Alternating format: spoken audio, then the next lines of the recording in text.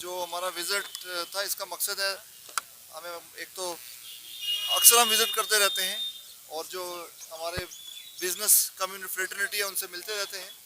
तो इनसे आप देख सकते हैं सारा मार्केट खुला है, यहाँ पर दुकानदार जो हैं सभी आ चुके हैं और लोगों का खरीदो फरोख्त का सिलसिला जारी है।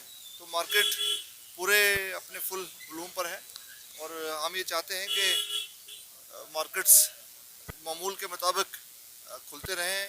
इनको कोई दिक्कत आती है तो पूरा एडमिनिस्ट्रेशन इनके साथ रहती है, इनको फैसिलिटेट करते हैं। तो एक रूटीन विजिट था बस।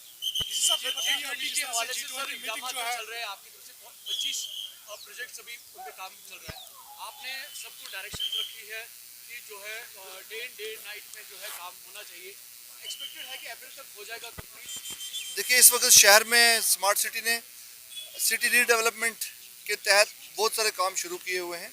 वो काम काफ़ी तेज़ी से चल रहे हैं और आपने देखा होगा कि विंटर में डिस्पाइट हार्श वेदर ये काम जो जो इंजीनियरिंग जिनके लिए या मैकेनिकली पॉसिबल थे वो काम किए गए हैं और उन पर ज़ोरों शोरों से काम चल रहा है। अब मौसम खुल गया है और अब आगे नाइट शिफ्ट्स में भी काम होगा, जैसे आपने सही कहा है, नाइट शिफ्ट्स में भी काम किया जाएगा और ये सारे प्रोजेक्ट्स एंड टाइम पर कंप्लीट किए जाएंगे, मुकम्मल कर लिए जाएंगे। और ख़ासकर G20 का जो आपने जिक्र किया है, मैं समझता हूँ कि पूरे जम्मू कश्मीर के लिए और श्रीनगर शहर के लिए ये मुबारकबाद की बात है, फ़ख्र की बात है, गर्व की बात है कि ज़िला श्रीनगर में G20 की कॉन्फ्रेंस होने जा रही है और उसके खैर मकदम के लिए ज़िला श्रीनगर पूरी तरह तैयारी कर रहा है। और जो डेलीगेट्स आएंगे, कश्मीर वैसे भी अपनी टूरिज़्म हॉस्पिटलिटी के लिए जाना जाता है, तो मुझे लगता है कि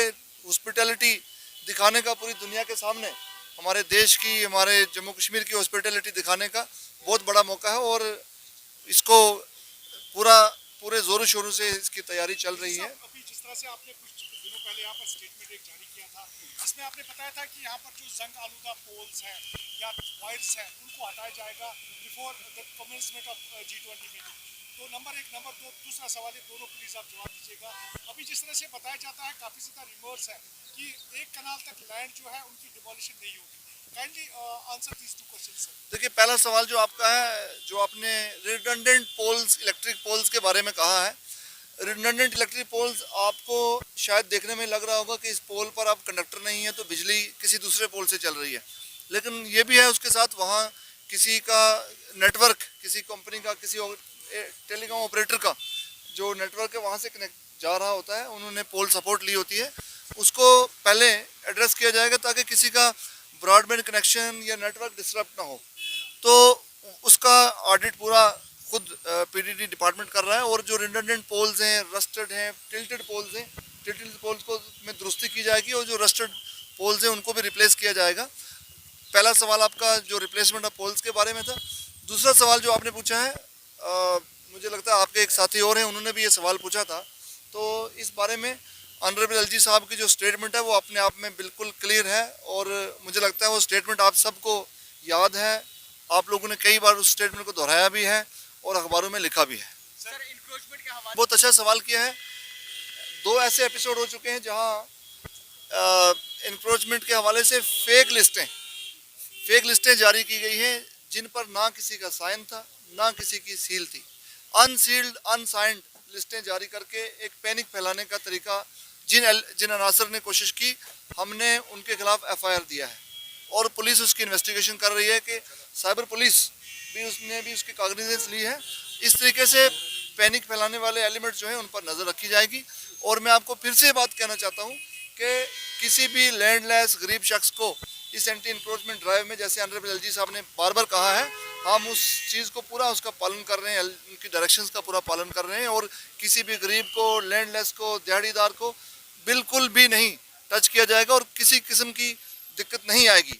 देखिए, वेलफेयर स्टेट का काम है लोगों को लाइवलीहुड देना, लाइवलीहुड छीनना काम नहीं है। तो इसलिए हम पूरा जैसे वेलफेयर स्टेट करती है उसी तरीके से हम भी एट इम्प्लीमेंटेशन लेवल सरकार के जो डायरेक्शंस है वो क्लियर है इस बारे में और आप सबको वो मालूम भी है। हमारे पास इंटरनेट अवेलेबल नहीं है, ये 2 रुपए साथ तक पहुंचाने। देखिए, आप ये कहना चाहते हैं कि क्योंकि सुसाइड हो रहा है इसलिए ब्रिज ही खत्म कर दें, ऐसा तो नहीं हो सकता। ठीक है, हम ये कहेंगे जी रोड में पोर्ट होल है, गाड़ी चलाना बंद कर दें, तो पोर्ट होल ठीक करना है ना, पोर्ट होल ठीक करना है, गाड़ी तो बंद नहीं करेगा कोई चलाना। इसी तरीके से अगर ब्रिजेस एपिसेंटर बन रहे हैं सुसाइड का, इसका मतलब ये नहीं है कि ब्रिज ही हटा देंगे।